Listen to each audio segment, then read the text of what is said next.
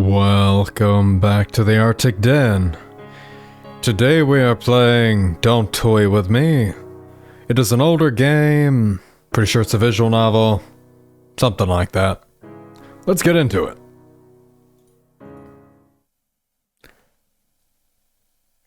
Light spills through the tiny windows of the dollhouse, catching the flecks of dust in the air.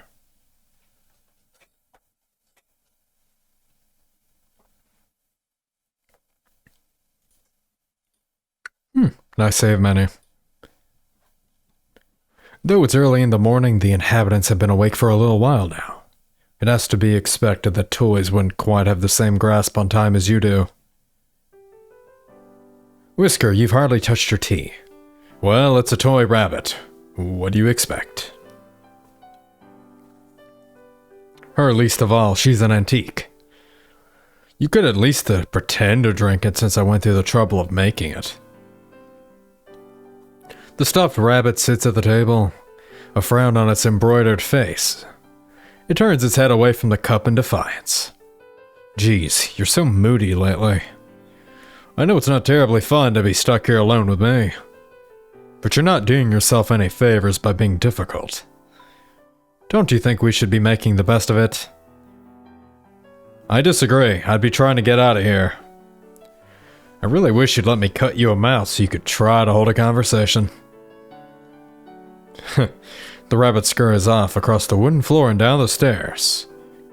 Dahlia sighs. I think we're at a dollhouse. It was only a suggestion. I'm not gonna force you. I suppose there's another cup down the drain then. Dahlia gathers up the teacup and saucer from the floor to take down to the kitchen. Though Whisker has been in the house for a while with her now, he's always been terribly skittish. I mean, animals are kinda like that. Especially when they're made of fur and cotton. The rabbit wasn't about to sit at the table with her. Thinking back on it, she has trouble recalling who it was who used to sit there with her. You're listening right now, aren't you? I'm fairly certain I can hear you out there. Oh. So we're the person playing in the dollhouse. The sound of large fingers gently tapping the nails on the outside of the house answer her question. She smiles softly. There you are. Maybe you could join me. I'm not sure how you'd fit in here with me, but I'd welcome you anyway. Perhaps you could let me outside. I'd sit on the roof to be closer to you.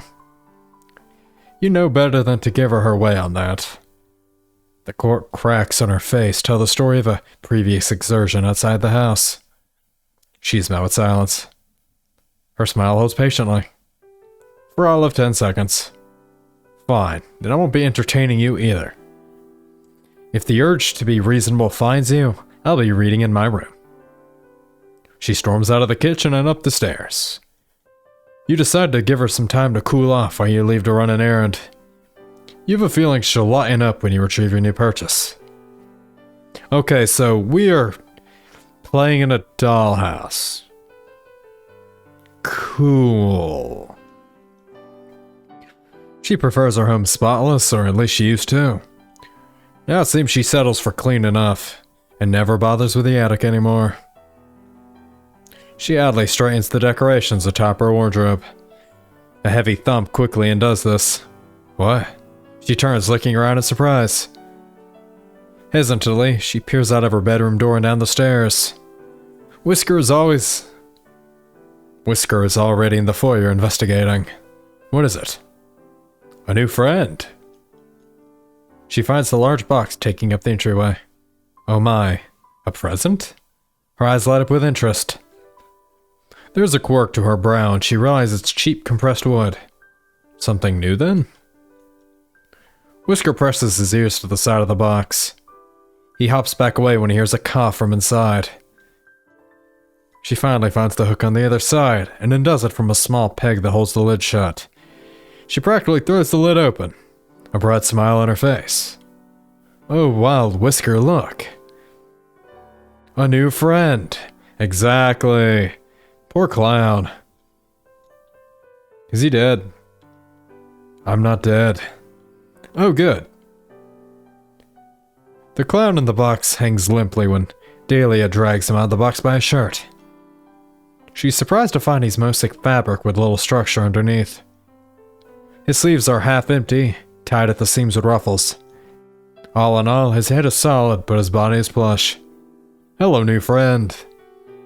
My name is Dahlia, and this is my friend Whisker. How can I murder you today? What? I didn't say that out loud. What are you, actually? Oh, where on earth are my manners? What do you go by, friend? No, I don't go by friend.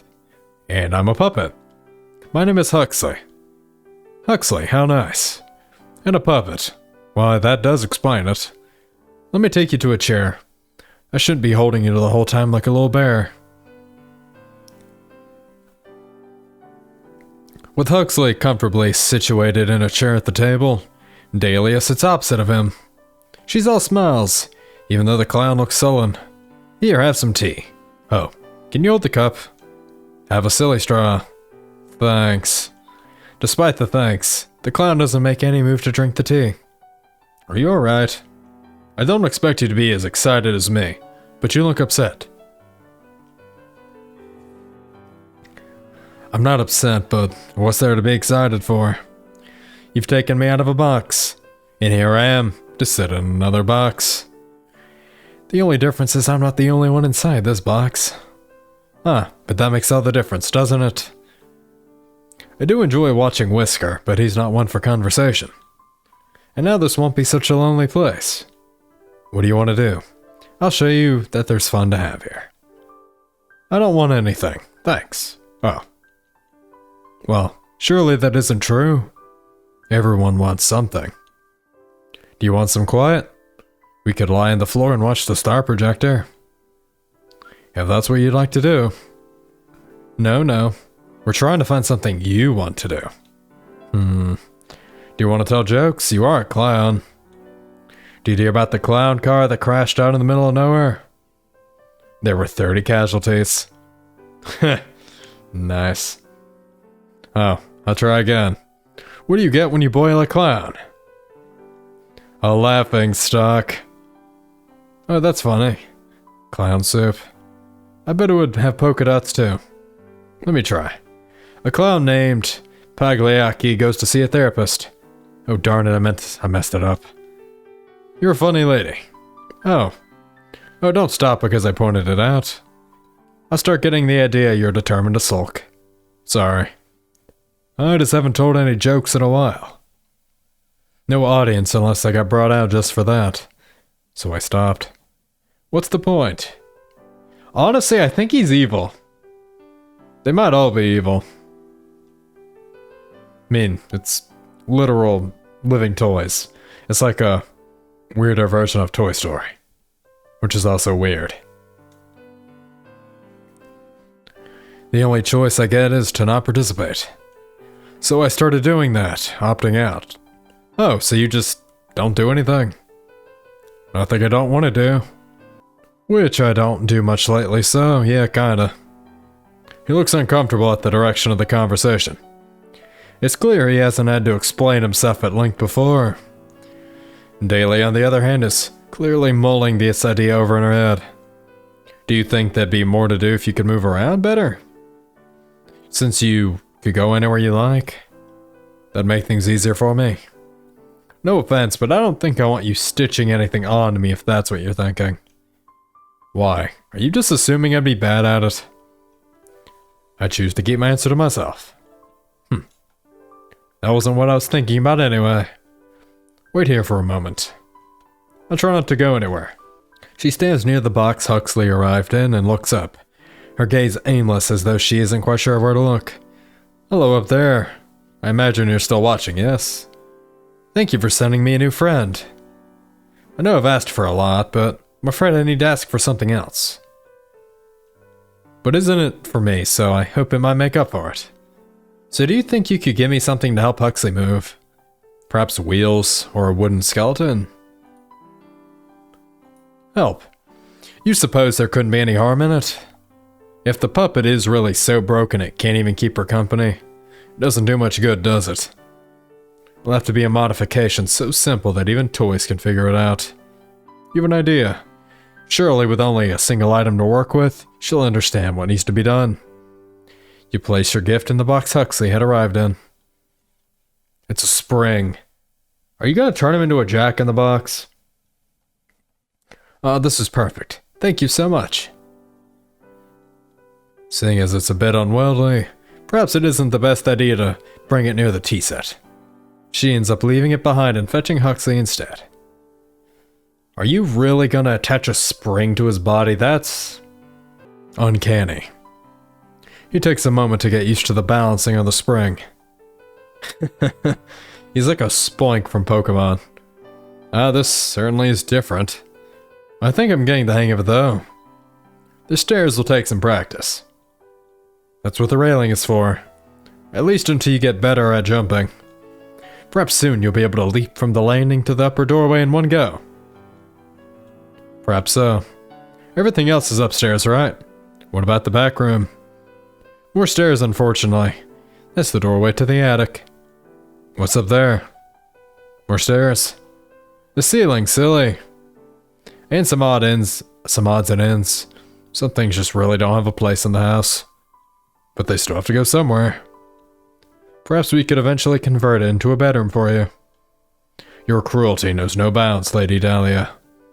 Making a man be able to jump, then putting him in a room with a low ceiling. I know, I'm only teasing you. For someone who kept wanting me to lighten up, you sure aren't good at recognizing a joke. Oh, don't tease me. But I'm happy to see you in much better spirits. I am. I've never had anything like this. Though, is this really okay? What do you mean? Nothing. I didn't like being a puppet, so I don't know why I should feel odd about becoming something else. Like a jack-in-the-box? I would never. I meant to say, I'm not getting back in that box. Of course not. We could make it into a table or use it as a chest. I just don't want to have to carry it up the attic. Whatever you want to do with it, it's not mine.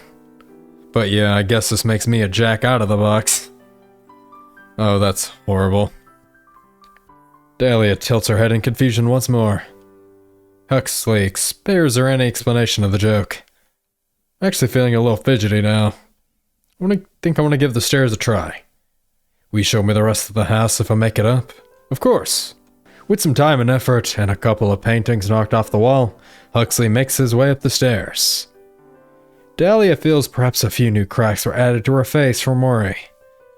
Luckily, the clown was so delicate as he was. He bounced like rubber. Perhaps that's what he's made of.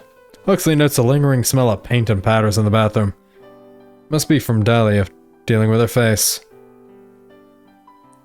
I don't think I've ever had anyone in my room before. Well, aside from Whisker. You don't think so? Where's that little guy anyway? I kind of expected him to join us for the tour.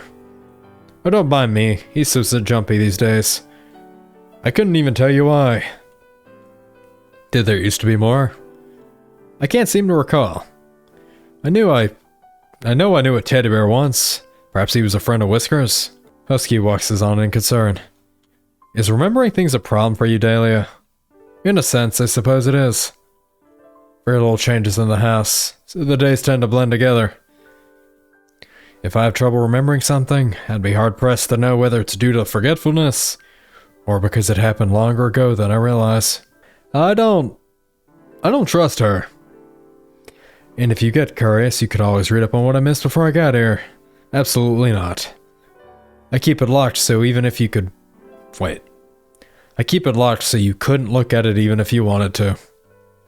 Yeah, just another joke, Dahlia. I wouldn't read your diary. You better not. Now, what was I going to show you in here? Oh, I wanted to show you my wardrobe. You can feel free to help yourself to any of them.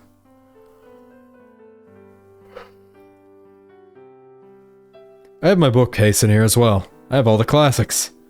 Pride and Prejudice, A Little Princess, Hans Christian Andersen's fairy tale collection. Quite a collection, Dahlia. Are you teasing me again? No, they're just very you. Except that one. The complete short stories of Edgar Allan Poe. A little bit of a gothic at heart, are you? I did say I love the classics. There was a knocking at my chamber door, and then it stopped.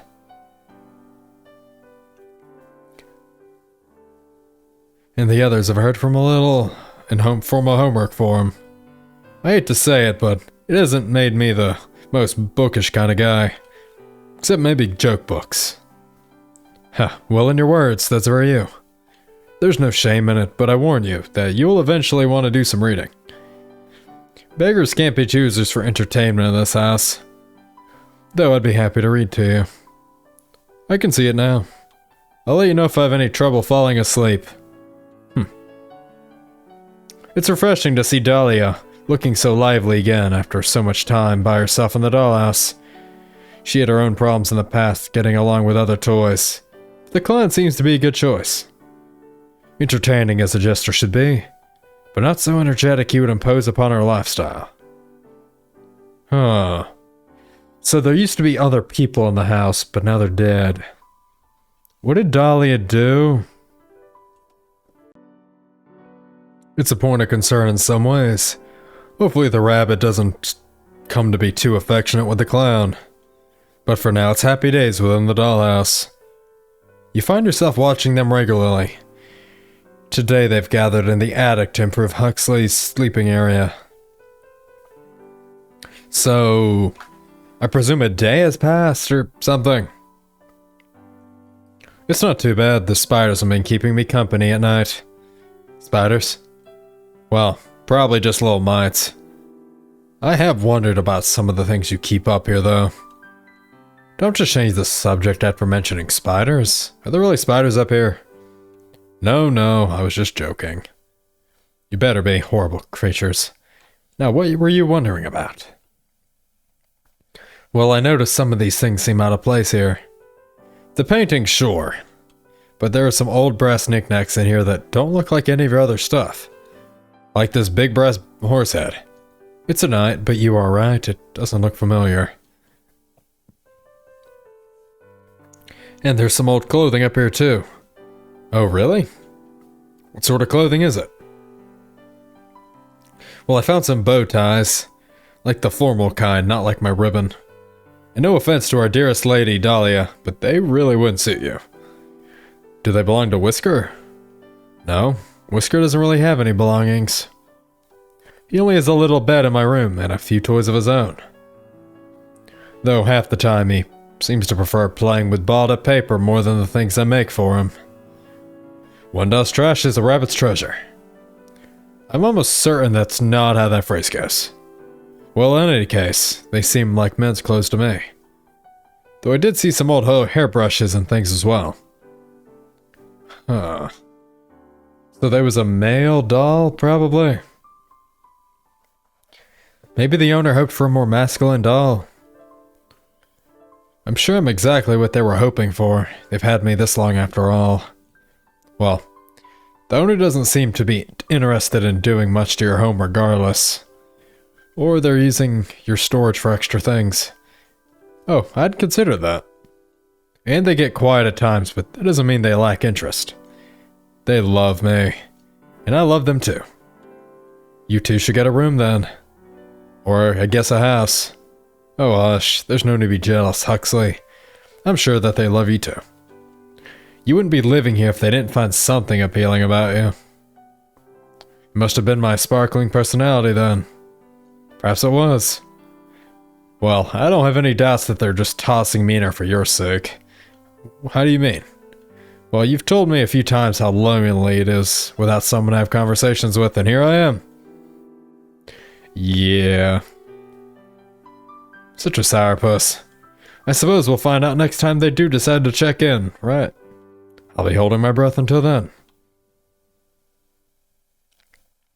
The conversation comes to a stop as the pair go back to cleaning. It's been a little time since you initially purchased the clown, so you've had a little time to get to know more about him. More so than you could have known taking him off the shelf. At this point... Oh. Dahlia remains the favorite. You still feel Huxley is better suited as something as a distraction for Dahlia.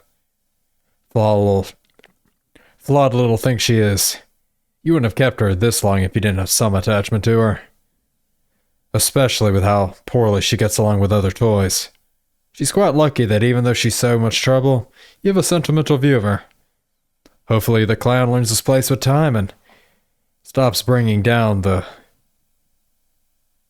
mood for her. If not, you could always make some adjustments. That's uncanny. But nothing can last forever. It's clear enough the honeymoon phase is coming to an end by the argument you find already in progress. Huxley, you've picked out our game 3 times in a row. We're gonna play what I want to today. You literally offered to let me choose. You can't say you don't care what we play and then take it back because you didn't like what I picked.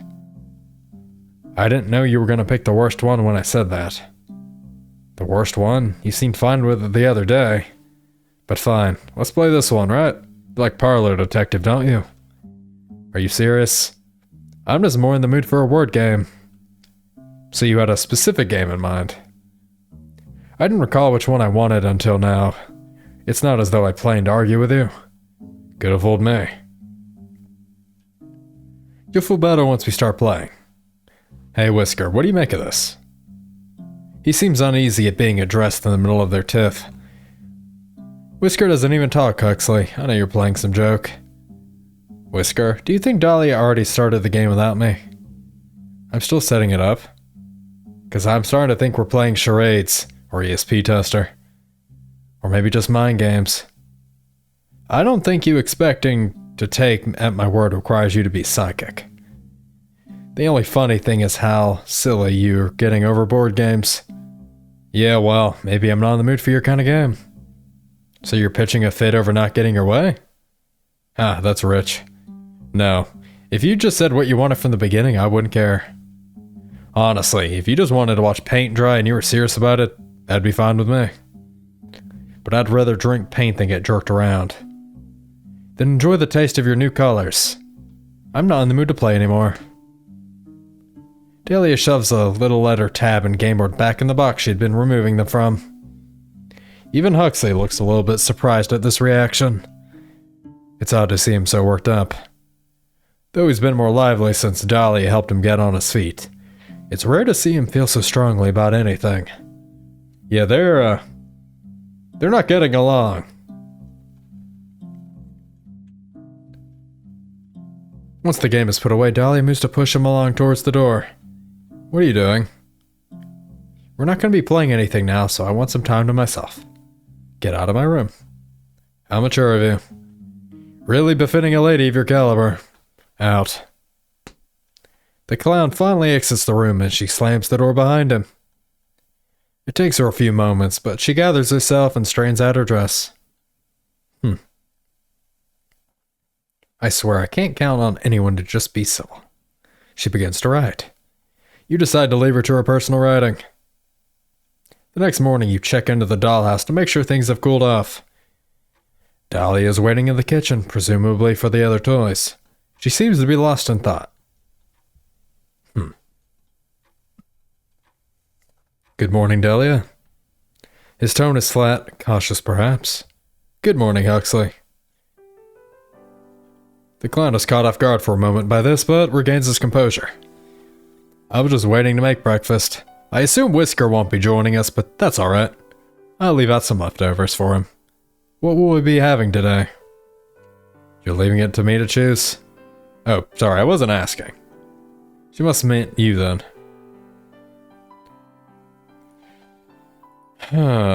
What can we eat today? I know. Crepes. You reach into the kitchen with them and carefully pinch the little cookbook up on the cupboard between the tips of your fingers. His whole body is wound tight as in preparation to flee the room. You grab one of your tools to help with moving the pages. You just tear out the page if you try to handle them yourself. Huh. He seems scared.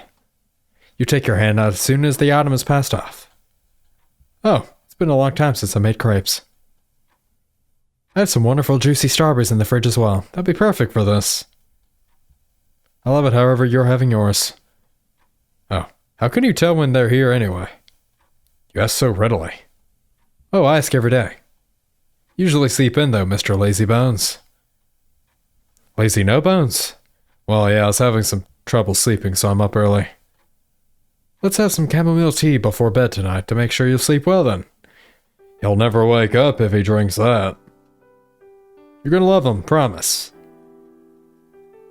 I'll be doing all the cooking. I just need you to slice the strawberries for me. Do be careful with the knife. Oh no. Why are you letting dolls just mess around with toy knives? Or is it a real knife? Dangerous. Very, very dangerous. You find yourself regularly checking in on them when you hear arguments breaking out. Despite Huxley's original harsher demeanor towards Dolly when she would snap at him, you find he's becoming more and more upset by these developments. You never really took him for the emotional type. You're not sure of what to make of it. Even if so, you find yourself worried about the state of the dollhouse. You only brought Huxley in a way to keep her entertained and provide her some company. Oh boy. Like every other day, you find yourself checking the dollhouse when it's too quiet. You see Dahlia currently having some tea in the kitchen by herself. You check the attic for Huxley next, but he's not there. What's he doing in here? You watch in silence. Huxley brings an arm to his own face and mimes a hushing noise, a little difficult to do without fingers. He lingers at the bookshelf, bending down to examine the spine of every entry there. Oh, he's looking for a diary. That's not a good thing. He opens the next one and this time he reaches inside. Dahlia's diary. He closes the drawer and leaves the room, heading right back up to the attic with his findings. This is a bad idea. Oh no. Huxley opens the book and sets it on one of the dusty boxes so he can more easily read and turn the pages. His touch is careful, aware of how suspicious it'd be for any of those diary pages to be ripped.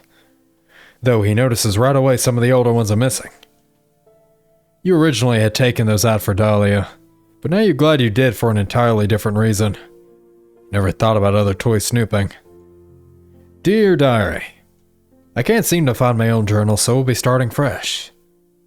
I can at least say I provide something in return since I'm working on a new dress. I've asked for some flowers to put on the arrangements around the house since Rose paints so many flowers. Rose used to be so sweet, but now it's like walking on glass to be around her. Or is it eggshells? Either way, she needs to stop picking fights with me.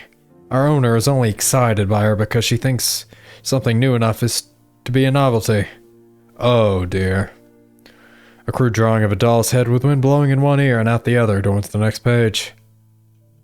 I'm terribly lonely here. I think the owner sent Rose away to do my complaints. I wish she had left behind some self-portraits. I miss her dearly. Huxley frowns and skips ahead past many pages of Monday daily going-ons around the empty house. A new home and new faces. I was able to bring a few things with me, but it feels frightening all the same. Luckily, Lucille's been a very gracious host. She shares everything with me with eagerness and tells me she's been lonely as I have in these few years. Though I don't enjoy sleeping in the attic, it's rather eerie up here. I feel terribly out of place. Maybe if I wish hard enough, I'll return to the home I knew. What do you mean? Lucille's not what I thought she was. She's so cruel when she wants to be. Today we sat on the roof together to see the stairs. She pushed me, the owner doesn't believe me. They replaced the arm that was destroyed, but my face can't be restored, my eye. I feel so broken beyond that, though. Perhaps I'm just very unlucky. Okay, so this Lucille person messed her up? She deserved it. They wouldn't have done that if she didn't. After so long, the owner has gifted me a new friend. Theodore and Whisker, a delightful little pair. Is Theodore supposed to be the teddy bear that was mentioned? Interesting. This section seems to be missing the most pages. Maybe she destroyed the teddy bear. Finally a friend. A new friend who might be sad as me, but at least he speaks. They placate me with gifts, but they never let me out anymore. And I know they have other toys. I can see them from the window, working on their projects. Only just barely. I don't understand what I'm seeing, but I know that they're working with noble things with noble faces. If Huxley hadn't arrived, I don't know what I would have done. I was at my wit's end, but finally things are normal again. Wouldn't let either of us be replaced, or wouldn't let herself be replaced. The rest of this is just about things we've done together. Though she does kind of talk about me like she thinks I'm stupid or something. This was a waste of time. Oh, this is bad. Do you need something? It was getting really quiet up in the attic. I was just brushing my hair until Whisker stole my brush. Dahlia, be careful. That looks uncomfortable for him. Oh, he's just being dramatic. He's always when I pick him up. She tugs on the brush in Whisker's paw. Huxley finally catches on to why the rabbit is acting so strange. He tries to inch closer to the dresser while Dahlia is occupied. And he's dead. He is so toast. What are you doing? That's my private writing. What's wrong with you? Coming into my room and stealing things, you horrible creature. I had a reason, okay. I shouldn't have done it. What reason could you possibly have for rifling through my drawers and violating my privacy? I share everything with you, Huxley. I should at least have my own thoughts to myself. I wanted to know what was going on in your head. You've been getting really mean with me lately. So I thought I'd see what I was doing wrong. I should have just talked to you about it. You're accusing me of being mean when you've stolen from me? And just how have I mistreated you, Huxley? This is my home and I'm sharing with you. Oh no. I made you food and play games with you. I even fixed you. I wasn't broken, you know. And that's part of it. You do things for me, but then you act like I owe you. Like you're counting on how many favors you've given to me in turn later. You have an awful attitude, Huxley. What am I supposed to say? Disagreeing with you isn't rude. So is stealing not rude either? I already apologized. And if the things I do for you make you feel so awful, then I don't think I should do anything for you anymore, you ingrate. You're being ridiculous about this. Coming from a clown. Maybe you're right. Maybe you weren't broken before like I thought. Maybe you're just made wrong in the first place. You can take your spring back. We don't want it anymore. Get rid of it. Get it out of my house. She trips over Whisker, who worriedly tries to get out of the way, when a cry crackish when she hits the ground. I didn't mean... You scoop the clown out of the dollhouse as Dahlia picks herself back up. As for Huxley, clearly giving him equal footing with Dahlia in the home was a mistake.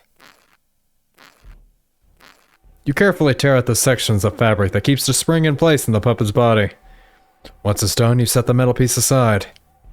It's what she asked for, and in this case, you're inclined to agree with her. You gently place Huxley back into the dollhouse. His breathing is heavy and his body trembles as he lies on the floor, unwilling to get back up in just yet. He's so sensitive about any sort of contact with you. Pitiful, really. She is going to completely destroy that puppet. What? You got by without it before. But since you think my input doesn't matter anymore, there's no reason to keep using the thing I gave you, right? You'll figure something out all by yourself. Unless you decide to take back what you just said, and plead with me for forgiveness. Huxley's expression darkens and he goes quiet. Dahlia, if you really think you're right about this, your face isn't the only thing that's cracked. I guess I'll be taking the attic back as well. You came with a room anyway, right? You can sleep in that box. I'll be giving your bed instead, since you'll have to sleep in mine if you want to keep me out of it. You're so ridiculous. I thought we were friends, but your jealousy clearly is too much for you to overcome. It's such a pity. Why couldn't you just play nicely, Huxley? I was playing nice, that was my mistake. Just watch yourself if you're thinking about getting mean with me, Harlequin. You know, our other friend would be quick to punish you if you raised a hand to me. Oh, us. You don't want him getting any ideas considering you had to confiscate the spring. You're right. It's pointless. So why don't you just go crawl in your box? Huxley says nothing as he leaves the room. Honestly, can you believe the nerve of him? I do so much for him and he decides to treat me like this in my own house. Clearly he forgot whose house this is. I shouldn't have expected much sense from a clown anyway. Thank you for looking out for me. I knew you would. We've been through so much together. I love you, my dear. When you check on Huxley, he really returned to his box. Curled up inside like when you first put him in the house. Imagine he'll get over his mood with enough time. In any case, you're glad the little problem has been taken care of. Later in the evening, a surprisingly loud sound draws your attention back to the dollhouse. Huxley doesn't seem to be in the box anymore. He must have snuck up back to the attic to sleep. He doesn't seem to be present here either. It appears the picture frame in the room also wasn't the source of the noise. So that leaves. You decide to check Dahlia's room. Looks like she's awake and you see a dark shape on her bed. You realize something's laying on the floor. The brass night-piece. You're putting off the inevitable. You finally move the curtains on Dahlia's bed to look in on her. Yay! Oh, you're here already. I kind of expected to see you in the morning. Whoopsie. Guess this is a little awkward for you, isn't it? You look at Dahlia's remains on the bed. Okay, this got dark. One of her glass eyes rests on the comforter. You painstakingly replicated her original one after she damaged the first. Now there isn't even a face to house it. She's only porcelain. But some of the side of her head completely disfigured like this still feels horribly cruel. You're probably still looking at her, right? You spoiled her, you know.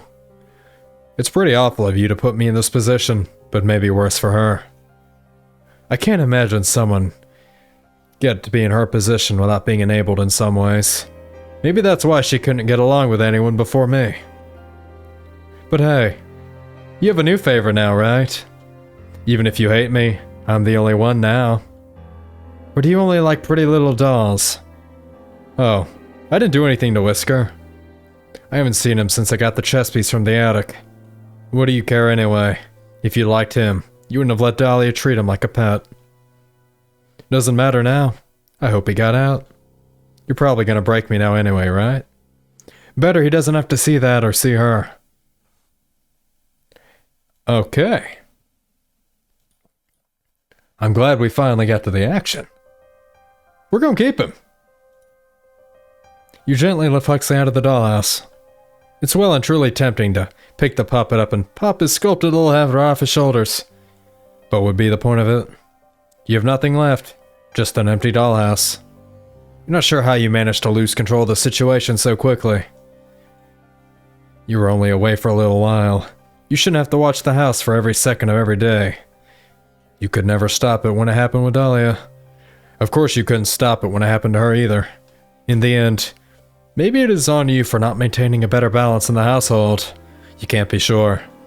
You leave the dollhouse alone for now.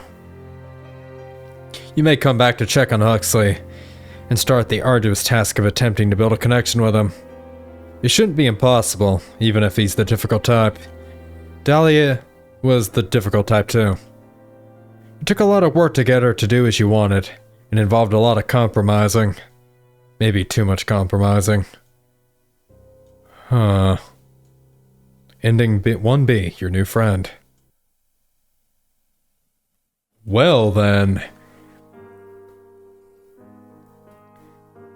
Let's check what happens if we break him. You sure it's what he wants anyway? You easily take the puppet out of the dollhouse and tear him in half in your hands. Dahlias were beyond repair. Huxley was a disaster. The rabbit has completely vanished.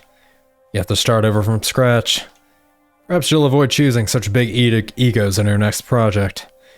It only causes trouble when you crave to be in control, knowing you're the only one with any control here. Well, say for instances like tonight. Even humans can't control everything. End 1A, you spoiler. Huh. And my presumption is the other two endings that I presume we'd get would be her killing him and you supporting him instead. I think the bad guy's you, not the dolls. Clearly my opinion has changed over the course of this story. If you guys have enjoyed today's video, don't forget to hit the like button, comment, subscribe, and I will see you in the next one. As always, goodbye.